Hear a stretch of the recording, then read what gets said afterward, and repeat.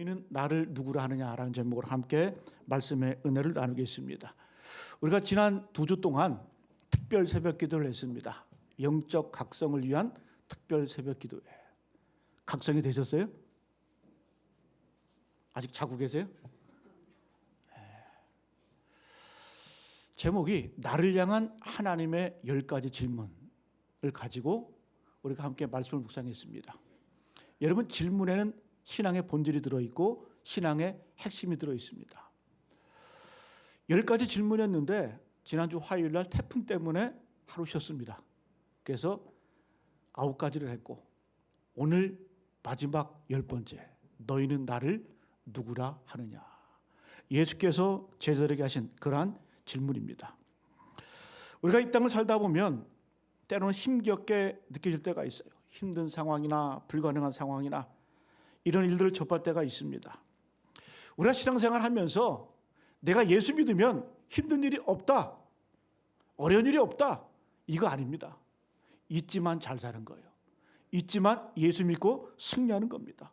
주님과 함께 이겨낸다는 거예요. 그것이 신앙생활입니다. 여러분, 놀라운 것은 우리가 어려운 상황이 있을 때에 주님과 함께 풀어나가면서 놀라운 것은 우리 신앙의 질문들, 인생의 질문들이 하나하나 풀려지는 그런 모습을 보게 됩니다.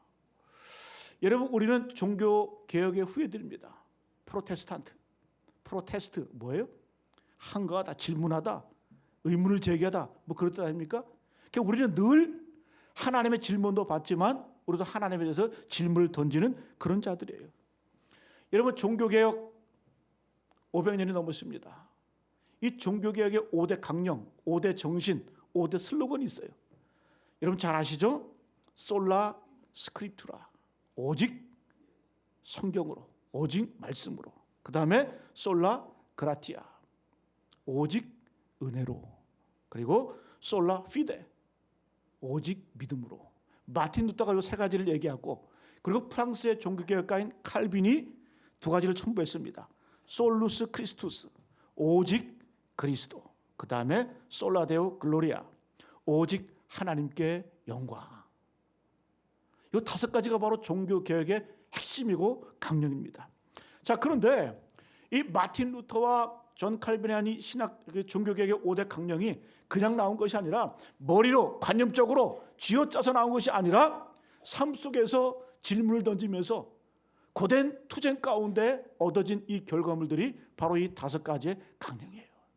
그냥 쉽게 사변적으로 머리로 생각을 해서 만들어내는 것이 아니라 치열한 영적 다툼, 영적 싸움, 로마 카톨릭에 항거하면서 싸우면서 얻어진 결과물들이 바로 이 종교개혁의 5대 강령이라는 거예요.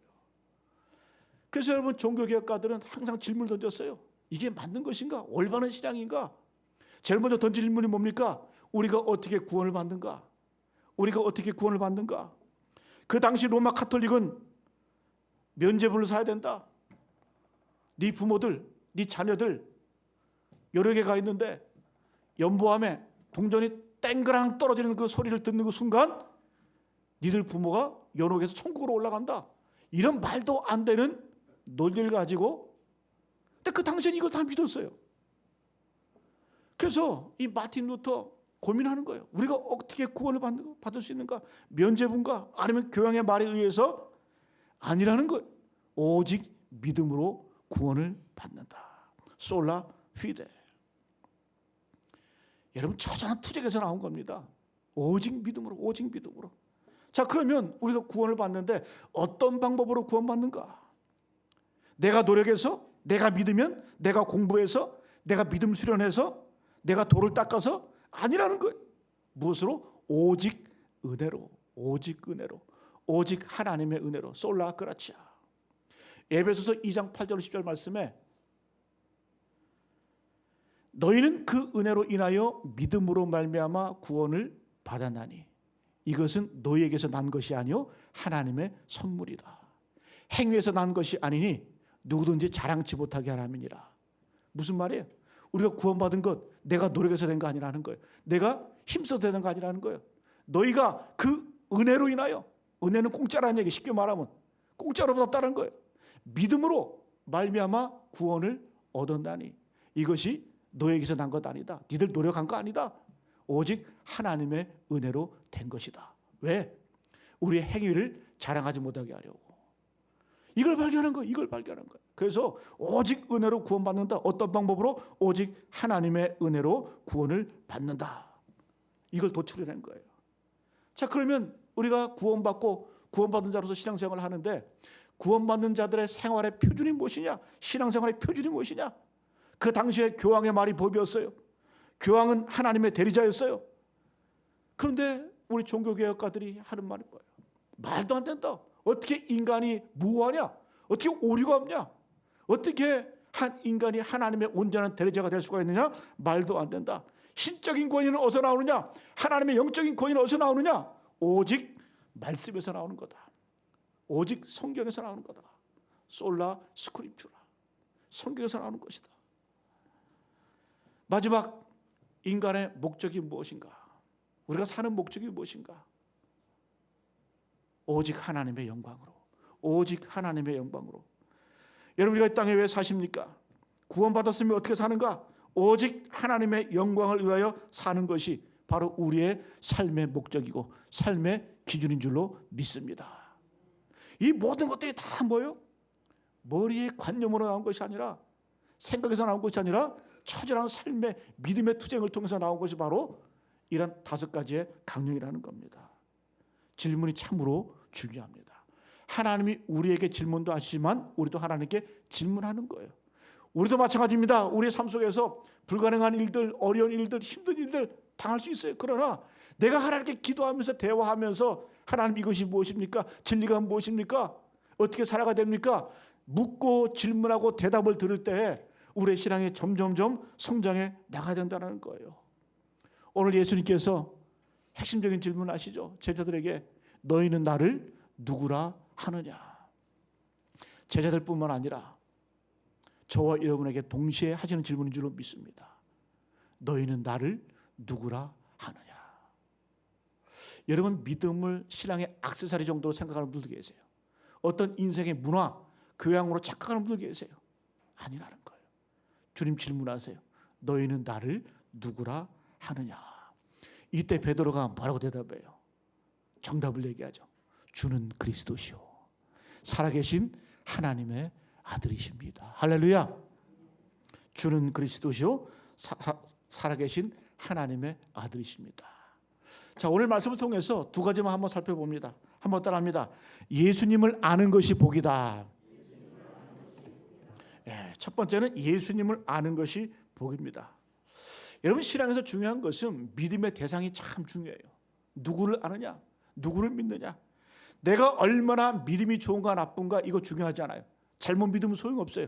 그 열심이 헛된 거예요. 소용이 없어요. 그래서 우리가 분명히 내 믿음의 대상이 무엇인가를 분명히 알고 믿을 때 그 믿음이 제대로 된 믿음이라는 거예요. 그래서 주님이 질문하시는 거예요. 이걸 깨우쳐주기 위해서. 너희는 나를 누구라 하느냐? 자, 예수님께서 이 질문을 하신 곳이 어디냐 하면 오늘 뭐라고 말씀해요?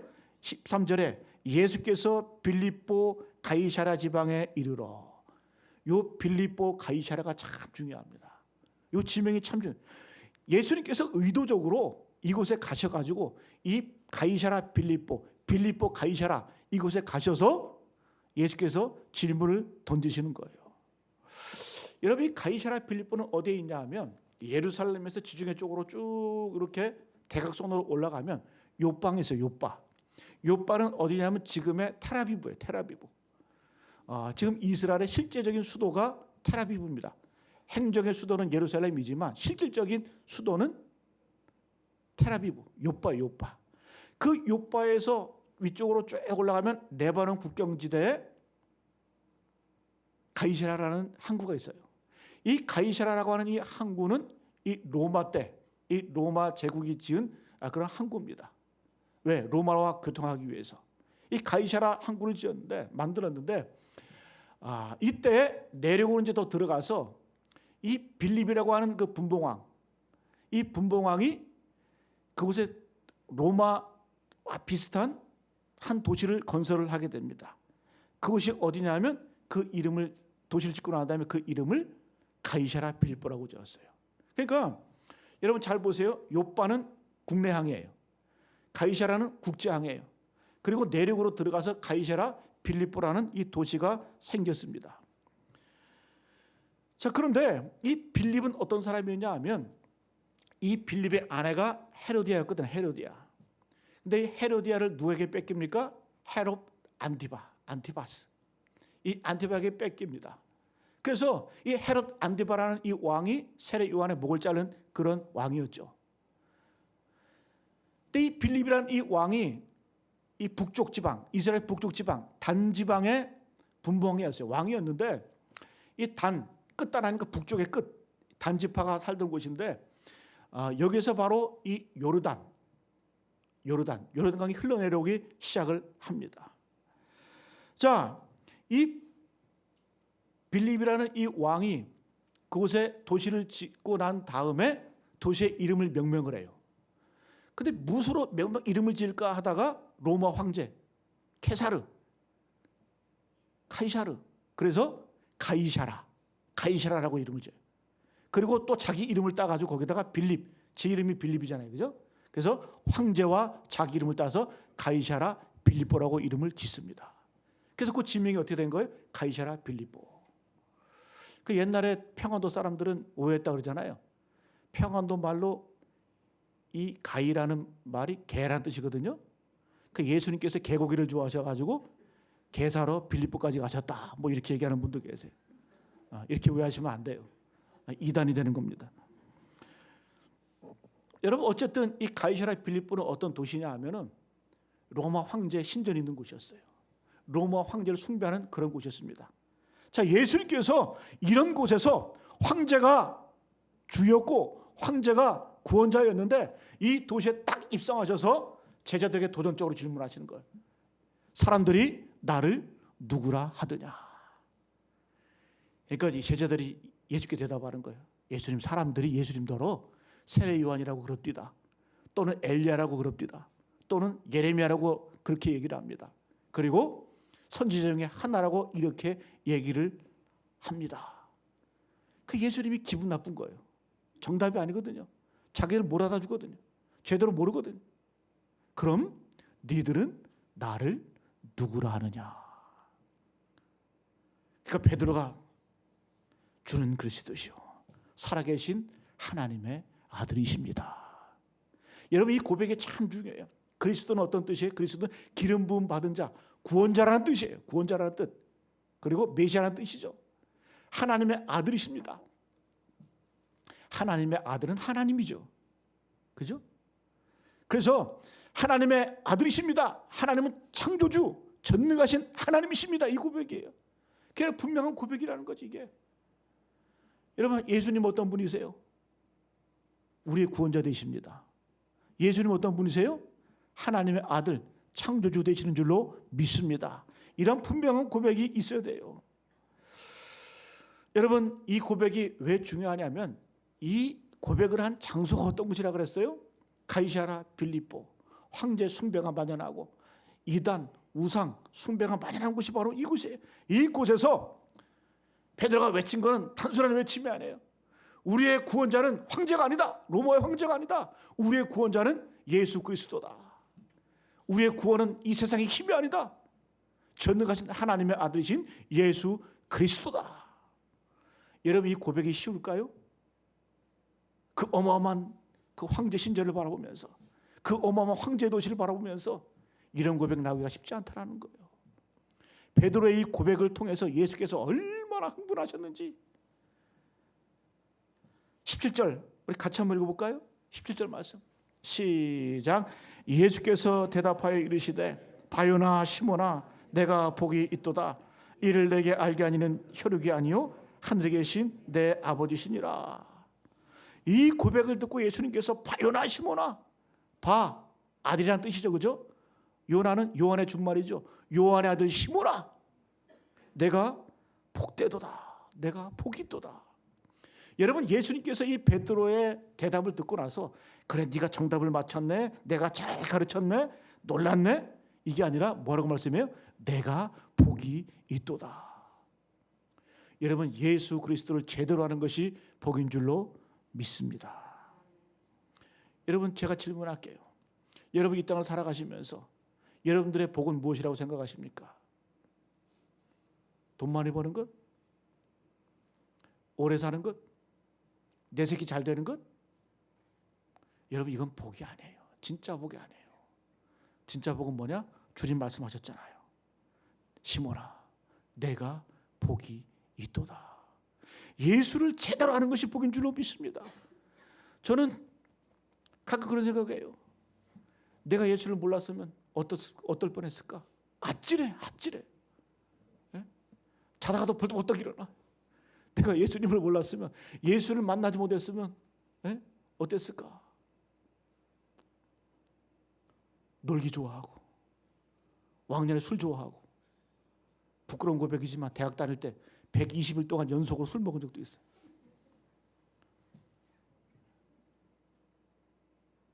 뭐 옛날엔 철학과 출신들이 술 많이 먹었어요.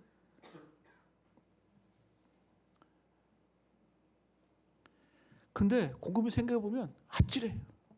내가 예수님 못 만났으면 어떤 삶을 살았을까? 어떻게 살았을까? 아마 지금 없을 것 같아. 없을 것 같아.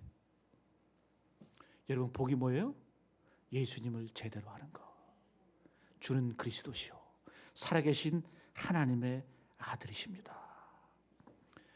예수님께서 흥분하셔가지고 이제 이 베드로, 이런 고백을 한 베드로에게 복을 주시는데, 축복을 선언하시는데 18절 19절 말씀 같이 한번 봅니다. 시작. 또 내가 내게 이르노니 너는 베드로라. 내가 이 반석 위에 내 교회를 세우리니 음부의 권세가 이기지 못하리라. 내가 천국 열쇠를 내게 주리니 내가 땅에서 무엇이든지 매면 하늘에서도 맬 것이요 내가 땅에서 무엇이든지 풀면 하늘에서도 풀리리라 하시고. 할렐루야. 또 내가 내게 이르노니 너는 베드로라. 너는 반석이야. 반석. 너는 시몬 아니야. 바요나 시몬아. 너는 시몬이 아니라 이제 반석 베드로가 될 것이야. 그런데 더 놀라운 것은 뭐예요? 내가 내 교회를 이 반석 위에 세우겠다. 네가 닫으면 열 자가 없을 거야. 네가 풀면 닫을 자가 없을 거야. 야, 우리도 이런 축복 한번 받아봤으면 좋겠지 않아요? 근데는 이 로마 카톨릭에서는 이 고백을 실질적으로 받아들여요. 그래서 우리가 죽어서 천국 가면 베드로가 천국문 앞에 서 있는데 자물쇠 이만한 거 하나 들고 천국문을 열어줘야 들어간다, 이렇게 믿고 있어요. 그러나 우리 개신교는 그렇게 믿질 않아요. 베드로가 아니라 베드로의 이 고백, 주는 그리스도십니다. 주는 하나님의 아들이십니다. 이 고백을 통해서 이것이 열쇠가 되어서 천국에 들어갈 수 있다고 말하는 거예요. 물론 여러분 다 그게 그거지만, 어쨌든 이 베드로의 고백을 통해서 주는 그리스도시요 살아계신 하나님의 아들이십니다. 이걸 통해서 천국문을 여는 열쇠가 우리에게 주어진다는 거예요. 여러분, 이게 진짜 복이죠. 이런 복을 받아야 될 줄로 믿습니다. 여러분, 말씀에 세워진 교회, 음부의 권세가 이기지 못해요. 시온산과 같은 교회, 그의 영광 한없다. 허락하신 말씀대로 주가 친히 세우신 교회. 여러분, 하이든의 곡 아닙니까? 하이든? 지금 독일의 국가 아니에요? 독일의 국가. 시온성과 같은 교회. 물론 가사는 다르지만, 여러분, 우리도 이런 믿음의 반석 같은 고백의 길 간절히 축복합니다. 예수님 제대로 하셔야 돼요. 예수님 질문하세요. 너희는 나를 누구라 하느냐? 주는 그리스도십니다. 우리 구원자 되십니다. 살아계신 하나님의 아들이십니다. 주는 전능하십니다. 하나님 창조주십니다. 자, 두 번째, 한번 따라합니다. 신앙은 기다림과 반복이다. 신앙은 무엇이냐? 기다림과 반복이에요. 인내요, 인내. 여러분, 오늘 이 고백을 쫙 우리가 읽은 말씀을 보게 되면 상당히 참 복된 일이고 기쁜 일이잖아요. 근데 바로 넘어가게 되면은 어떤 일이 벌어지냐? 기쁨도 잠시예요. 예수님께서 제자들에게 21절 이하에 쭉 보시게 되면, 이제부터 내가 예루살렘에 올라가서 많은 고난을 받고 십자가 달려 죽을 것이다. 그러나 3일 만에 내가 살아날 것이다. 이 말씀을 하세요. 내가 십자가에 올라가서 예루살렘에 올라가서 십자가의 죽음을 당할 것이다. 이 선포를 하시는 거 처음으로 말씀하시는 거예요. 근데 갑자기 이 얘기를 들은 베드로가 항변해. 말씀해 보면 항변했다. 비난했다. 힐난했다. 오래 예수님을 책망했다. 이러면서 주여 그럴 수 없습니다. 그 전까지는 좋았잖아요. 그죠? 근데 예수께서 갑자기 내가 예루살렘에 올라갈 터인데 마지막이 될 거야. 십자가를 질 거야. 왜? 이것이 하나님의 뜻이고 하나님의 섭리고 하나님의 구원의 방법이기 때문에 나는 십자가를 질러 올라갈 거야. 그때 베드로가 막아서면서 뭐라고 말해요? 주여 그리할 수 없습니다. 그렇게 하시면 안 됩니다. 갑자기 예수님의 표정이 싸늘해져요. 이게 아닌데. 그러면서 하시는 말씀이 뭐라고 말씀? 23절 말씀 같이 한번 읽어봅니다. 나와 있지 않지만 우리 성경을 보시면서 같이 한번 읽어볼까요? 시작. 예수께서 돌이키시며 베드로에게 이르시되 사탄아 내 뒤로 물러가라. 너는 나를 넘어지게 하는 자로다. 내가 하나님의 일을 생각하지 아니하고 도리어 사람의 일을 생각하는도다 하시고, 갑자기 사탄이 돼버려. 마귀 새끼가 돼버려. 그 전까지는 이 베드로가 어떤 사람이었어요? 그의 고백을 통해서 천국 열쇠를 갖고 있는 사람, 천국의 문을 여는 자가 되었었는데 갑자기 예수님이 베드로를 향해서 사탄아 내 뒤로 물러가라. 너는 나를 넘어지게 하는 자다. 내가 하나님을 생각하지 아니하고 도리어 사람의 일을 생각하는도다. 이 마귀 새끼에 물러가라 이렇게 말씀하시는 거예요. 여러분, 사람으로서 예수님에게 마귀 새끼라는 얘기 들은 사람은 베드로가 유일해요. 제가 여러분들에게 만약에 사탄아 물러가라, 그럼 교회 나오실 분 계세요? 야, 교회가 여기 한 군데밖에 없어? 목사가 네 혼자야? 근데는 베드로는 상처를 안 받아. 그냥 내가 마귀 새끼가 보다 하고 그냥 받아들이는 거예요. 이게 베드로의 강점이에요. 베드로의 장점이에요. 그냥 그러면 그러는 대로 그냥 내가 잘못했구나 그냥 순종하고 받아들이는 겁니다. 그럼 왜 이 베드로는 예수님의 길을 막고 섰을까? 그 숨은 뜻이 무엇일까? 예수님 십자가 지고 죽으시면 내 뜻이 안 이루어지기 때문에 그래요. 내 자리가 보장이 안 되기 때문에 그래요. 그래서 예수님의 길을 막고 서는 거예요. 여러분, 하나님의 일이 무엇입니까? 하나님의 일이 무엇이에요? 주님은 구원하시기 위해서 이 땅에 오셨어요. 십자가에 달리셔야 돼요. 그러나 베드로가 볼 때는 이것은 자기가 맞지 않거든요. 내 뜻과 맞지 않거든요. 그래서 그 길을 가로막는 거예요. 왜? 아직까지 고백은 멋지게 했지만, 고백은 최고로 했지만 행동, 아직 생각은 달라. 아직까지 생각은 세상적이고 이 세상의 부귀영화를 누리기를 원하고. 우리하고 똑같지 않아요? 우리가 찬양하고 고백하면서 주는 그리스도십니다, 살아계신 하나님 고백은 하지만 우리의 행동은 미안하지만 베드로 같잖아요. 우리도 똑같아요. 근데 놀라운 건 뭔 줄 아세요? 우리는 여기서 예수님의 인내를 봐야 돼요. 예수님의 기다림을 봐야 돼요. 예수님의 반복을 봐야 돼요. 여러분, 신앙생활하면서 가장 중요한 게 뭘까? 저는 인내라고 생각합니다. 기다림이라고 생각을 합니다. 이게 신앙생활에서 가장 중요해요. 그래서 구약 성경에 보면 이 믿음이라는 이 히브리어가 에무나라는 뜻이에요. 에무나. 믿음이 뭐라고요? 에무나. 근데 이 에무나라는 뜻이 뭐냐면 견디다, 버틴다, 그런 뜻이에요. 그래서 믿음이라는 건 뭐예요? 인내한다, 오래 참는다, 버틴다, 그런 뜻이에요. 예수님은 이런 제자들을 바라보면서 끊임없이 기다리고 끊임없이 인내하고 끊임없이 또 반복해 주셨어요. 반복. 예? 여러분, 오늘 말씀의 배경은 예수님께서 십자가 지기 전에 그 사건 아닙니까? 여러분, 예수님께서 나는 십자가 지러 가야 돼. 그러나 제자들은 이해를 못합니다. 그 전에도 예수님께서 뉘앙스로 말씀하셨어요. 그러나 제자들은 알아듣지를 못해요. 3년 반 동안 가르쳐도 지금 마지막이거든요. 예수님의 생애 마지막 순간인데 제자들은 알아듣지를 못하는 거예요. 3년 반 동안 따라다니고 들었고 기적을 체험했어도. 여기뿐만입니까? 예수님 부활하시고 난 다음에 40일 동안 제자들과 함께 하셨다 그러잖아요. 부활하신 몸으로 40일 동안 어찌 보면 특강하셨던 거, 특강. 그 전에 3년 반 동안 말씀하신 것들을 40일 동안 요약해서 말씀하셨던 것 같아요. 제가 안 봐서 모르겠지만 어쨌든. 근데 이런 예수님, 부활하신 주님을 만나고 나서도 제자들이 얘기하는 게 뭐예요? 예수님, 이스라엘 나라를 회복하심이 이때입니까?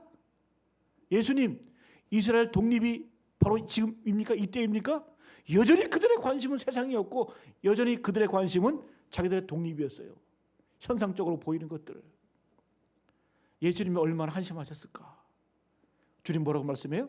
때와 기한은 너희들이 알 바 아니야.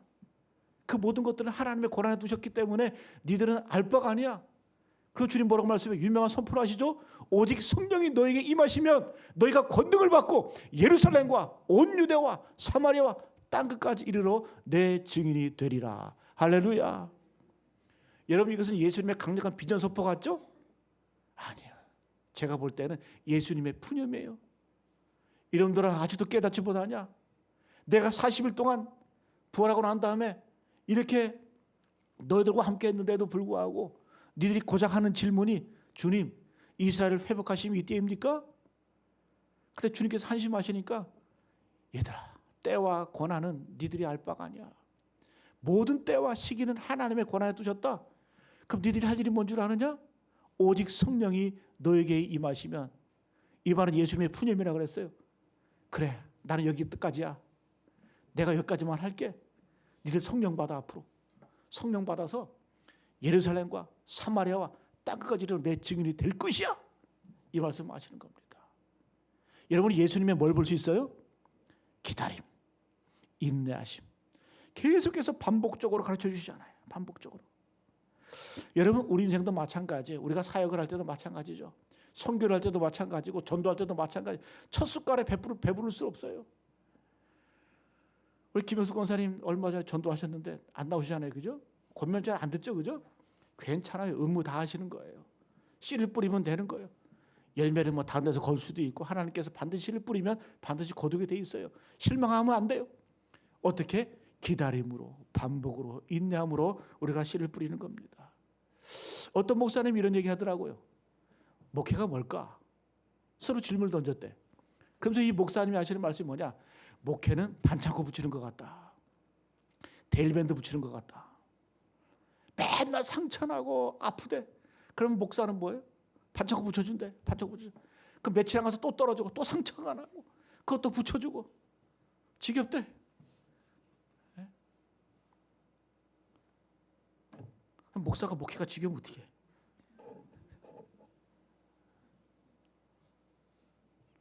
근데 목사가 성도들 바라볼 때 변화 잘 안 되거든요. 기도하라. 그래도 남 얘기지.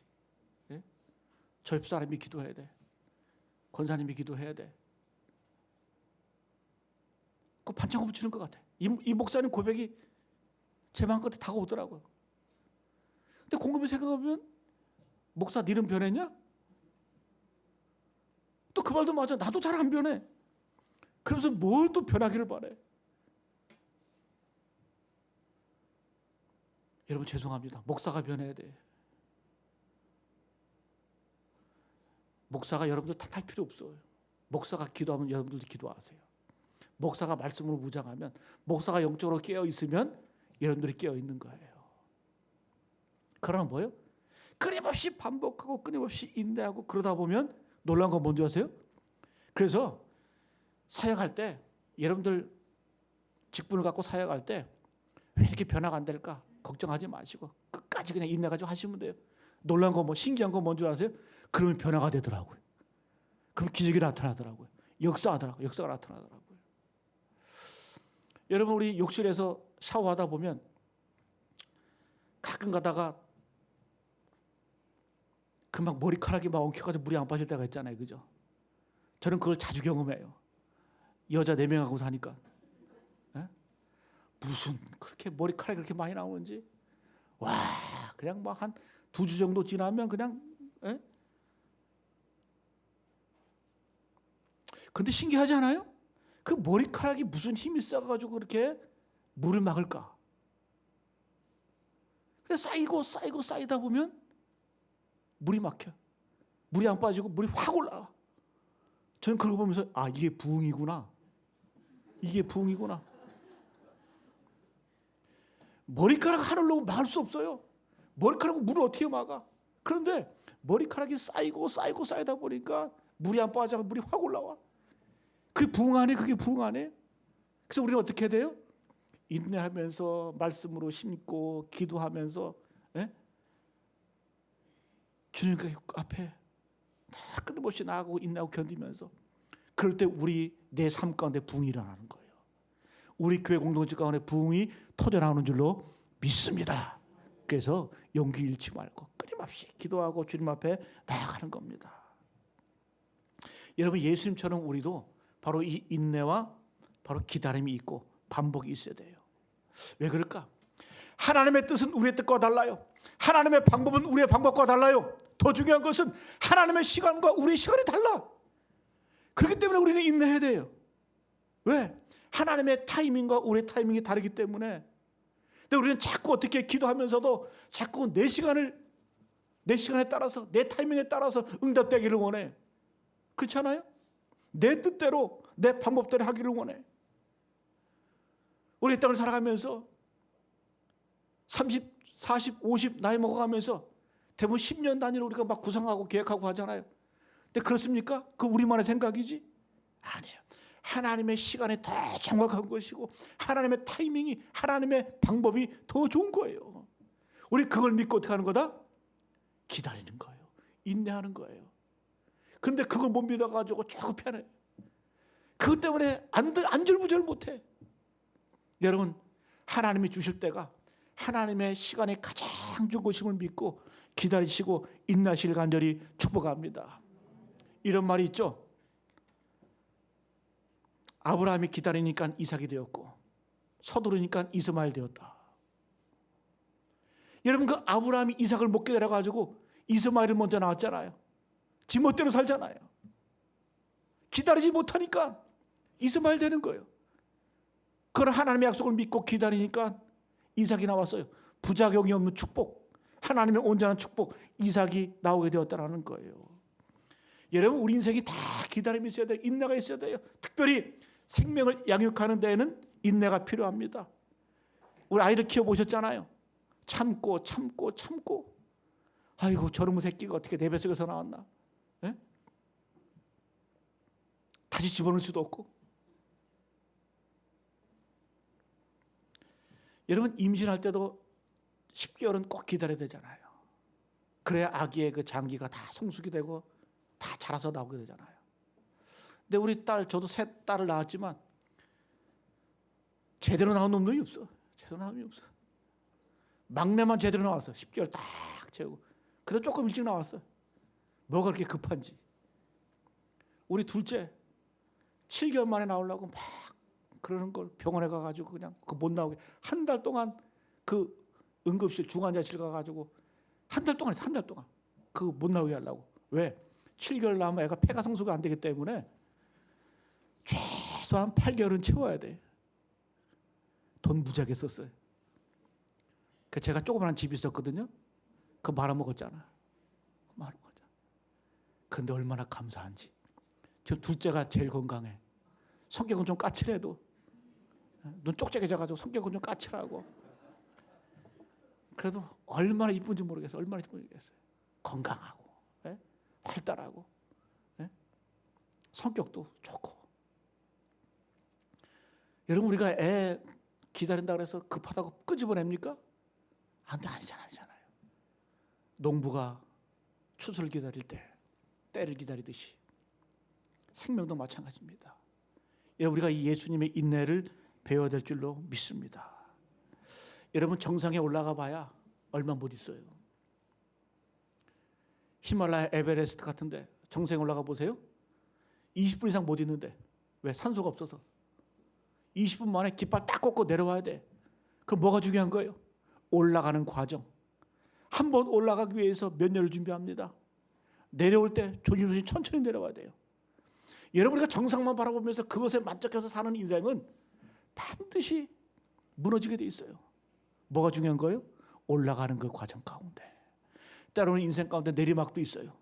그 내리막 그 과정 가운데 하나님과 어떻게 동행하고 하나님과 어떻게 붙들고 내가 주님과 붙들고 동행하느냐. 그게 중요하다라는 거. 그게 중요해요. 그 과정이 필요한 겁니다. 왜요? 그 과정이 나를 겸손하게 만들어. 그 과정에 나를 인내하게 만들어.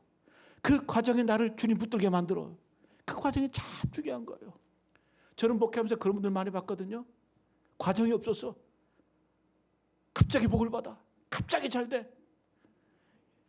100% 넘어지더라고요. 100% 무너지더라고요. 여러분 우리 인생도 마찬가지예요. 2% 부족할 때가 좋은 거예요. 왜? 그 과정 가운데 인내를 배우게 되는 것이고 그 과정 가운데 하나님의 섭리를 배우는 것이고 주님 붙들고 승리하게 된다는 거예요. 여러분 말씀 마치겠습니다.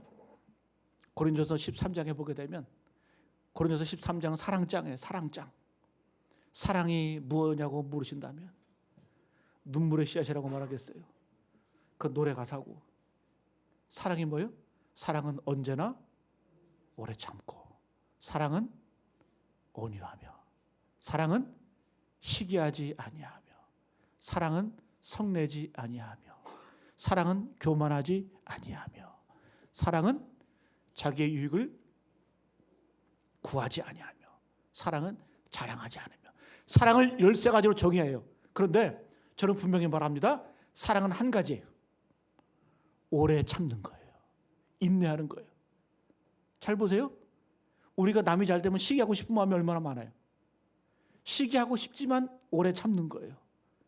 우리가 좀 잘 되면 자랑하고 싶은 마음이 얼마나 많이 있어요. 막 동네방네 외치고 싶어. 그런데 자랑하고 싶지만 참는 거예요. 우리가 교만할 때가 얼마나 많아요. 교만할 때가 참 많지만 교만을 참는 거예요. 늘 우리는 자기 유익 구하고 싶잖아요. 그럼 어떻게 해요? 내 유익을 구하기보다는 참고 남의 유익을 구하는 거예요. 여러분 사랑이 뭐다? 사랑은 오래 참는 거예요. 인내하는 거예요. 견디는 거예요. 데살로니가전서 5장 14절 말씀 제가 읽어드리고 말씀 마치겠습니다. 또 형제들아 너희를 권면하노니 게으른 자들을 권계하며 마음이 약한 자들을 격려하고 힘이 없는 자들을 붙들어주며 그리고 마지막 모든 사람에게 오래 참으라. 모든 사람에게 오래 참으라. 오늘 주님 우리에게 물으세요. 너희는 나를 누구라 하느냐. 주는 그리스도십니다. 주는 하나님의 아들이십니다. 때로는 우리 인생이 베드로처럼 모순이 많고 넘어짐이 있고 때로는 하나님을 실망시킬 때가 있어요. 그러나 이 고백은 분명해야 돼요. 주는 그리스도십니다. 살아계신 하나님의 아들이십니다. 이 고백에 나를 살리는 거예요. 이 고백에 나를 돌아오게 만드는 거예요. 이 고백에 나를 주님 붙들게 만드는 겁니다. 그리고 오늘 주님의 그 인내를 배우시길 바랍니다. 제자들 깨닫지 못해서 3년 반 동안 부활 후에도 40일 동안 주님께서 가르치시고 교훈하셨음에도 불구하고 그들의 관심은 어디였어요? 주님 이스라엘 나라를 회복하심이 이때입니까? 그러나 주님은 참고 견디고 인내하셨습니다. 그러다 어느 순간 성령의 능력을 덧입어서 폭발적으로 교회가 성장하게 되었고 부흥하게 되었고 하나님을 이루어드리게 되었다라는 거예요. 예수님의 인내, 우리도 인내하실 때 오래 참고 기다리고 주 앞에 나아갈 때 하나님의 놀라운 역사와 기적을 경험하게 될 줄로 믿습니다.